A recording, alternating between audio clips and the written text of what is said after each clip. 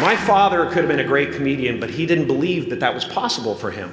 And so he made a conservative choice. Instead, he got a safe job as an accountant. And when I was 12 years old, he was let go from that safe job. And our family had to do whatever we could to survive.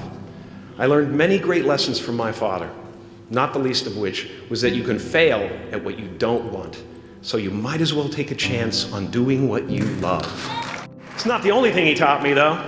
You know, I watched the effect of my father's love and humor and how it altered the world around me. And I thought, that's something to do.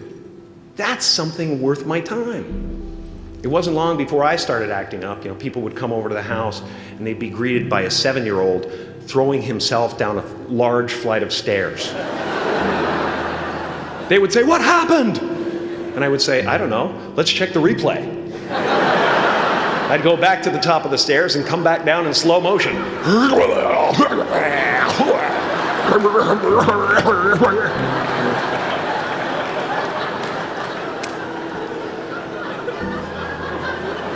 It was a very strange household.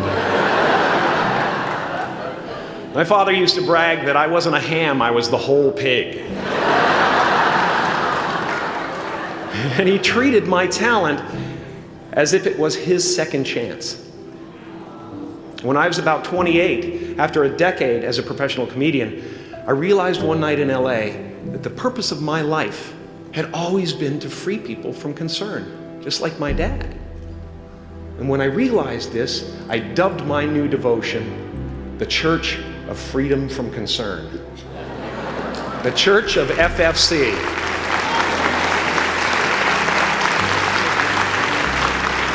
And I dedicated myself to that ministry. What's yours? How will you serve the world? What do they need that your talent can provide? That's all you have to figure out. As someone who's done what you're about to go and do, I can tell you from experience, the effect you have on others is the most valuable currency there is.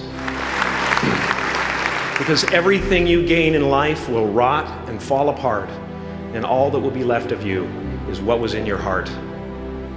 My choosing to free people from concern got me to the top of a mountain. Look where I am. Look what I get to do. Everywhere I go. I'm going to get emotional because when I tap into this, it really is extraordinary to me. I did something that made people present their best selves to me wherever I go. I've often said that I wished people could realize all their dreams and wealth and fame, and so that they could see that it's not where you're going to find your sense of completion. Like many of you, I was concerned about going out into the world and doing something bigger than myself, until someone smarter than myself made me realize that there is nothing bigger than myself. Because life doesn't happen to you, it happens for you. How do I know this? I don't, but I'm making sound, and that's the important thing. That's what I'm here to do.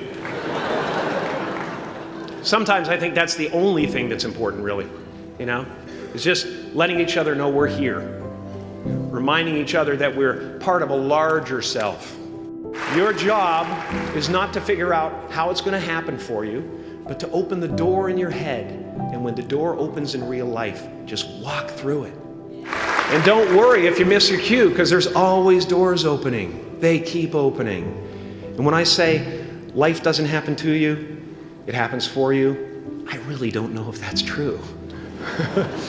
I'm just making a conscious choice to perceive challenges as something beneficial so that I can deal with them in the most productive way.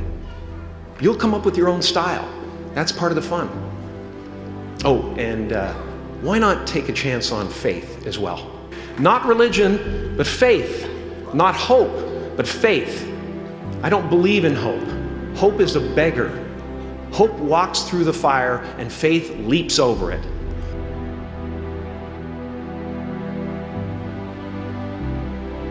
I used to believe that who I was ended at the edge of my skin. That I had been given this little vehicle called a body from which to experience creation. And though I couldn't have asked for a sportier model, it was, after all, a loaner and would have to be returned.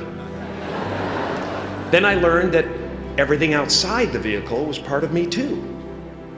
And now I drive a convertible.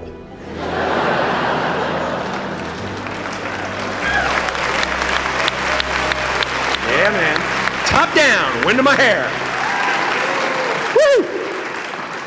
I am elated and truly excited to be present and fully connected to you at this important moment in your journey. I hope you're ready to open the roof and take it all in. You are the vanguard of knowledge and consciousness, a new wave in a vast ocean of possibilities.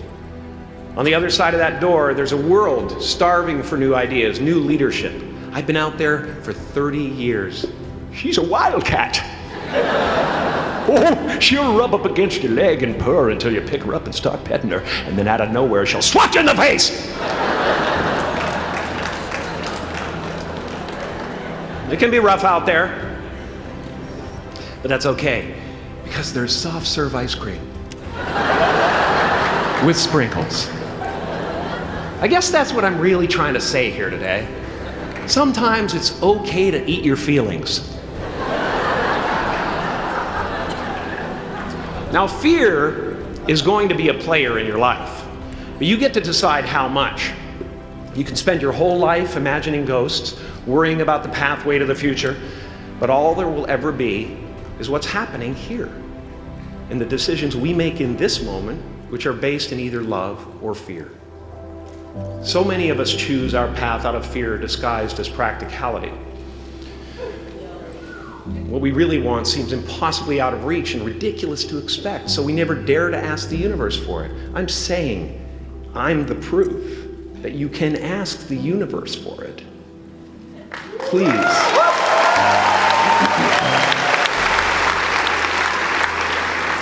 I am at the top of the mountain, and I was, and the only one I hadn't freed was myself, and that's when my search for identity deepened.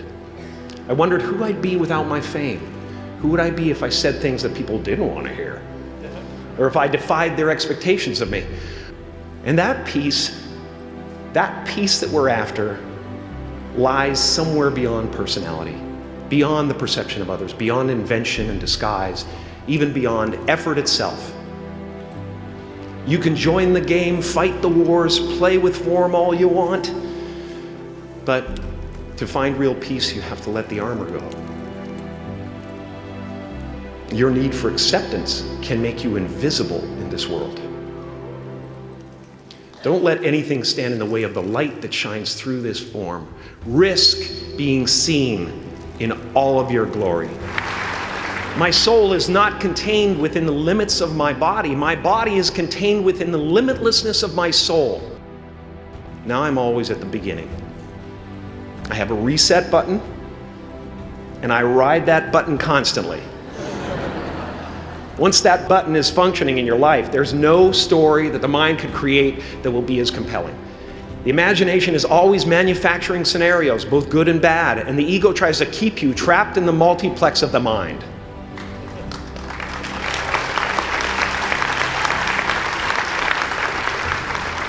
Our eyes are not viewers, they're also projectors that are running a second story over the picture that we see in front of us all the time.